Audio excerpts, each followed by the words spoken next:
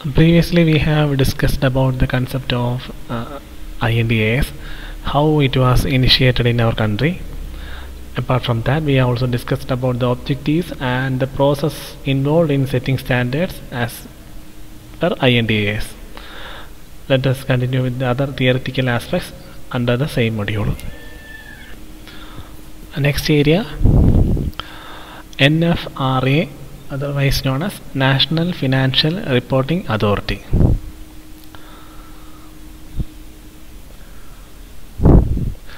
The NFRA is a body constituted under the provisions of the section 132 of the Companies Act of 2013. The constitution of this authority is effective from 1st October 2018, and it is a Indian body proposed in the Companies Act. It is actually an Indian origin concept. And why it is implemented in India? Because it is implemented with the purpose of establishing and enforcing the accounting and auditing standards, and to make sure the work of auditors are done well and correctly.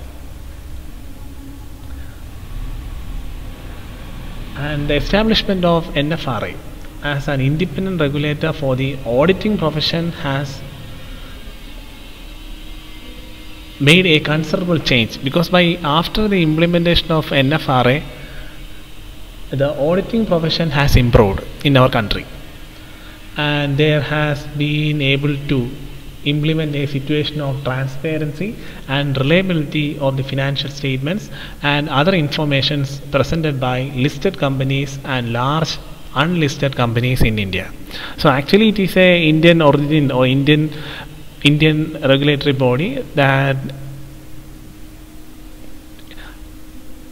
ensures the transparency and reliability of work done by auditors and accountants, especially the auditors. NFRA is responsible for recommending accounting and auditing policies and standards in India. Apart from that, undertaking investigations and imposing sanctions against defaulting or wrongful auditors and the audit firms in the form of monetary penalties and debarment from the practice for up to 10 years. You might have heard about scams and other impractices and malpractices done in the field of accounting, and NFRA is responsible for identifying such malpractices and misappropriations, and it has the sole authority to give penalties to those defaulting auditors. The penalty and the punishments vary depending upon the case and the situation.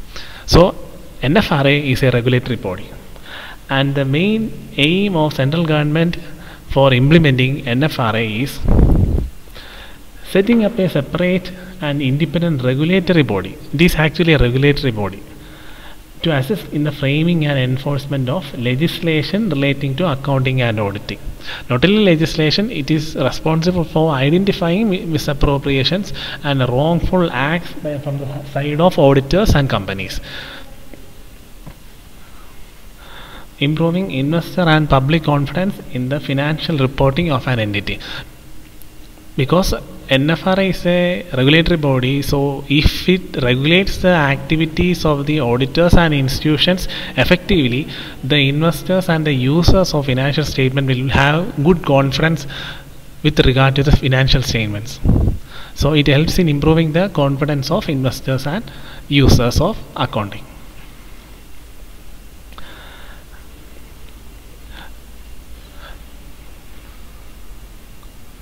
The need for this authority arose as a response to various corporate scams in the recent times. That is why the government has taken necessary steps to implement National Financial Reporting Authority, because you might have heard about different scams that occurred in our country. So in order to control such issues and events, this body was implemented. So let us go to the other area, that is the role or functions or duties of NFRA. The main duty of NFRA is to regulate the activities of the auditors and institutions. Anyway, let us pinpoint some of the main role performed by NFRA. So you may come across a question where you are asked to give the functions or duties or role of NFRA. For all these cases, the answer is we are going to discuss. As per section 132, in the brackets it is 2 is given, that means subsection. So as per section 132, subsection 2 of the Companies Act 2013, the duties of the NFRA are as follows. First one, making recommendations regarding accounting and auditing policies and standards to be adopted by companies for approval by central government. The standards and policies may be issued by the IASB and as per the INDAS, and NFRA provide recommendations regarding how these accounting policies or how these auditing practices has to be adopted or implemented in the financial statements of a company, so that their financial statements will be approved by the central government. There may be certain policies and procedures that has to be followed for preparing financial statements, and central government will only give approval to all those statements that are prepared as per the mandatory standards, and NFRA helps in providing recommendation regarding that area. Next one, monitoring and enforcing compliance with accounting standards and auditing standards. As I have mentioned earlier, NFRA is a regulatory body. So as a regulatory body, it will monitor all the activities of the institutions and auditors, and not only that, they will make necessary steps to ensure that the standards are properly implemented and statements are prepared correctly. So it ensures the compliance of accounting standards and auditing standards. Next one, overseeing the quality of service of the professionals associated with ensuring compliance with such standards and such as measures for improvement in the quality of the service. Not only act as a regulatory body over the activities or functions of a financial institution or an auditor, it also has its powers over the functions or services provided by various professionals working in this area. In the area means in the field of accounting, and it will make sure whether these professions are working as per the standards issued by the supreme authority in our country. And it not only make sure whether the standards are properly followed, it also provide various measures and recommendations with regard to how these standards can be implemented effectively so as to improve the quality of the service. So overall, with the activity of NFRA means ensuring the working of auditing various institutions, auditors, professionals who are working in the field of accounting, and make sure whether they are complying according to the standards set in our country, and also ensures that whether they are implementing the standards as per the norms, so as to bring transparency and clarity in the financial statements. And finally, perform such other functions and duties as may be necessary or incidental to the aforesaid functions and duties. Apart from these points we have discussed now, it will also perform other actions and functions that are necessary so as to fulfill their objective. Their main objective is regulating the activities in the field of presentation and preparation of financial statement, and for that they will do any other actions or functions that are required for implementing their objective. So these are the main role with regard to the NFRA. Next, let us go to other area.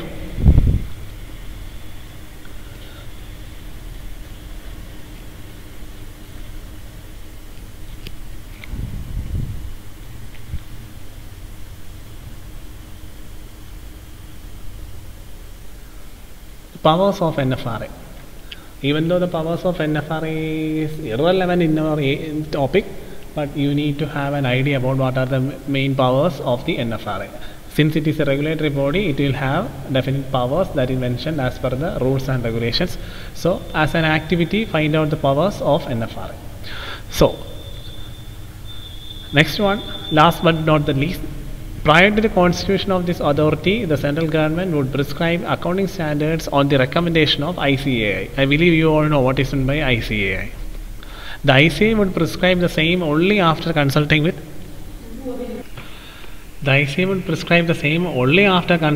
National Advisory Committee on Accounting Standards. Remember, this is another board, National Advisory Committee on Accounting Standards, who will provide their recommendations. So ICAI is the one who issues and establishes standards, and the standards are finally established after getting the consultation with National Advisory Committee on Accounting Standards. All these actions or activities were done before the implementation of NFRA. But after the implementation of NFRA, the ICAI will now have to consult with NFRA because it is a regulatory authority and examine its recommendations in this regard. And after the recommendation from NFRA, the standards will be issued publicly. So after the implementation of NFRA, the National Advisory Committee on Accounting Standards is removed or dissolved, and now it is known as NFRA. So don't get confused with these two areas. National Advisory Committee on Accounting Standards are dissolved, and now it is known as NFRA.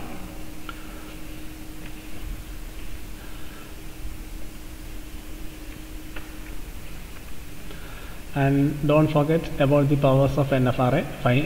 Find out the powers as per the Companies Act.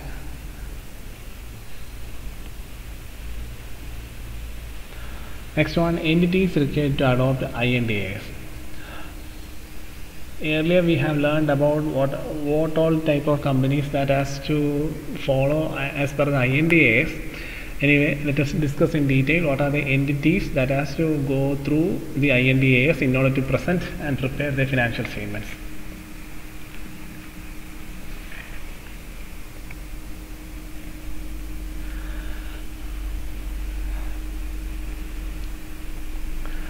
We all know the INDAS was initially expected to implement from 2011, but even though it was initiated to implement in 2011, but the government was unable to implement in full swing from that year onwards due to many reasons, and it was postponed several times due to several reasons. And from 2015 onwards only the actual practice of INDAS was brought into action. During the financial year 2015 and 16, the companies were directed to follow INDAS, but it wasn't mandatory. It is up to their discretion to follow whether they have to present their financial statement as per INDAS or not. It's up to their voluntary discretion. But from 2016-17 financial year onwards, the companies must follow INDAS, and there is certain specification regarding that. Not all companies has to follow, but there is certain classification regarding what kinds of companies or entities that has to comply with INDAS. We all know in our country there are two sets of standards, that is accounting standards that were in existence, that is older standards, and the new one is known as INDAS, that is a convergence of Indian accounting standards with the IFRS. So we have gone through these accounting standards, what all companies that has to follow the accounting standards and what all entities or companies that has to follow INDAS. We have discussed all the points. Anyway, let us find out what all companies that has to follow INDAS. All companies which are listed or in the process of listing in the stock exchange. We have gone through that area. I believe you all know what is meant by listed and process of listing in the stock exchanges. So, all companies which are listed or in the process of listing in the stock exchanges has to comply with INDAS. Unlisted companies having a net worth of 250 crore or more. Previously, we have learned that there are three phases for which companies has been categorized, and on the basis of that, companies has to follow INDAS.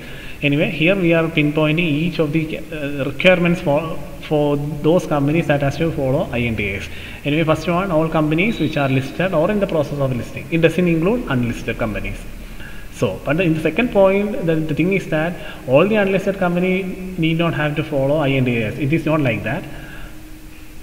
Those unlisted companies whose net worth is of 250 crore or more must present their financial statements as per the IND-AS. Parent, subsidiary, associates and joint ventures of the listed and unlisted companies also covered under the same category.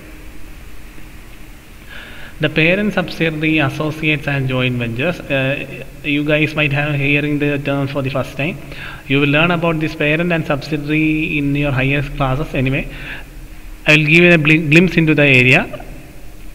You might have heard about a company taking over another company, or one company is merging with other company. You might have heard about such a type of financial transactions or financial incidents in the day-to-day life.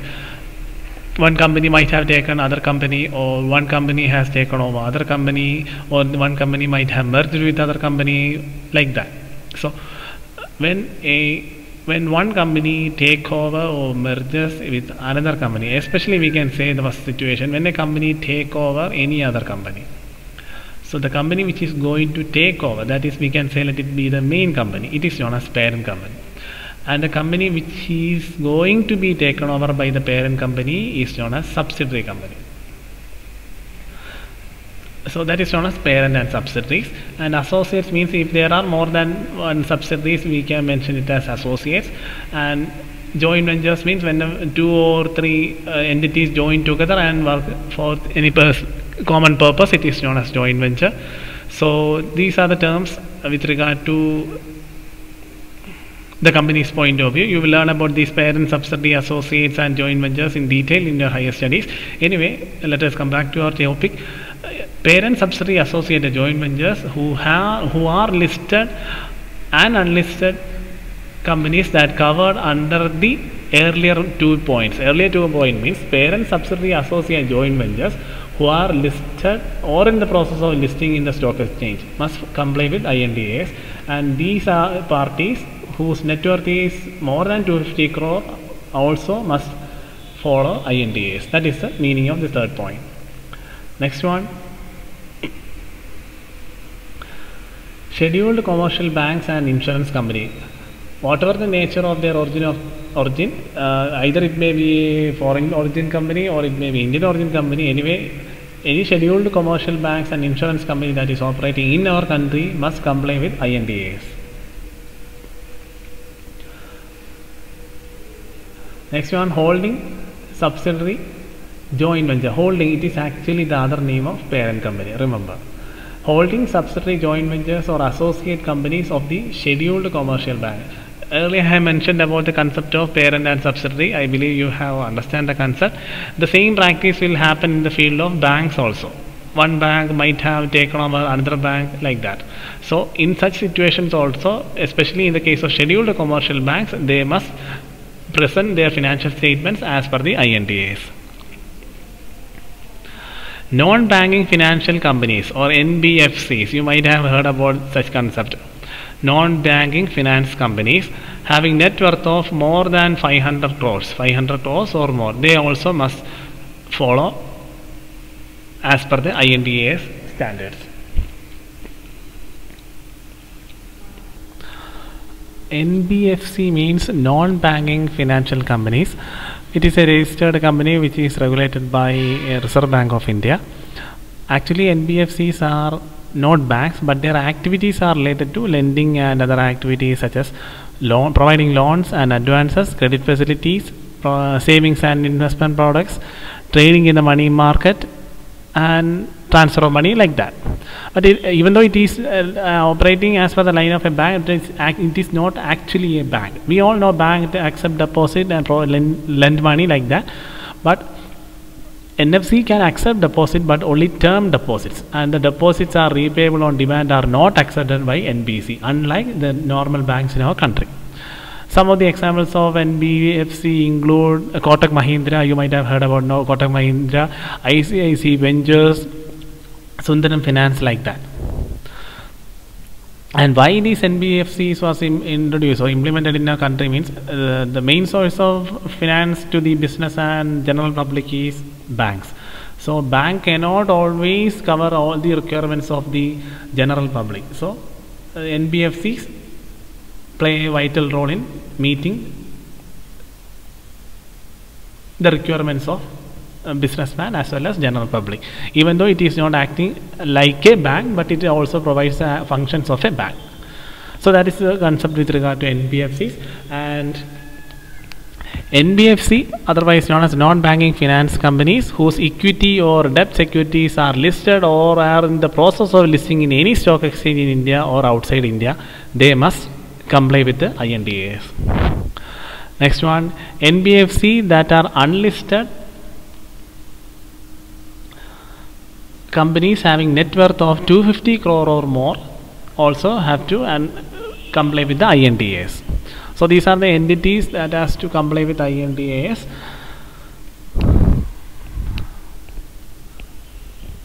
Next one, roadmap for implementation of INDAS. Roadmap for the implementation of INDAS means what are the timeline for the implementation of INDAS in our country, how it was introduced, the idea was, how it was created, when it was implemented, what are the activities that has been taken place with regard to INDAS in our country. So let us go through that. The first idea of the INDAS was introduced or implemented in our country in 2011.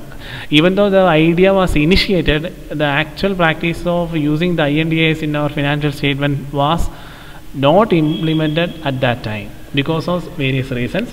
The reason with regard to the Ministry of Corporate Affairs and with regard to Finance Department, many other reasons. Anyway, it was not able to implement in 2011. Actually, it was implemented in 1st April 2015-2016 financial year. And at that time, it was not mandatory. It is up to the voluntary basis or voluntary discretion of the companies whether to follow INDAS. And it was mandatory from 2016 and 17 financial year onwards. And in that financial year itself, there are two phases, phase 1 and phase 2. Remember the phase 1 and phase 2, it is almost similar to the phases we have learned previously. Anyway, let us go through it. First one is phase 1, that is during 1st April 2016. From that period date onwards, it is mandatory for these entities to follow the INDAS. And under phase 2 means on 1st April 2017. It is at that time also, it was mandatory. Already it was mandatory, and from phase 2 onwards, it was made mandatory also for certain other companies. There are certain list of companies that has to follow INDAS from 1st April 2016 onwards. In the phase 2, there are some other companies also included. So let us go through phase 1. Under phase 1, it includes companies listed in the process of listing in the India or abroad. We have gone through these points. We are just segregating into these two phases. Net worth of 500 crore or more. Unlisted companies whose net worth is 500 crore or more. Next one. Parent, subsidiary, associate and joint ventures of the above. We have gone through this point. We are just segregating what are the activities that happened in 2016, 1st April 2016. So next, after completing 1 year, that is on 1st April 2017, there was many other changes that was introduced. These are the list of companies who have to follow the INDAS mandatorily. Companies listed or processing not covered in phase 1. We have already discussed this point in the phase 1. Any companies who was not included and under phase 1 has to be included mandatorily from phase 2 onwards. So those companies, unlisted companies whose net worth is 250 crore, from 250 crore to 500 crore. Those companies also has to comply with INDAS. All parent, subsidiary, associate and joint ventures who are covering under these 2 points has to comply with INDAS. Companies not listed on SME exchange. SME exchange means small medium enterprises exchange, not required to apply INDAS.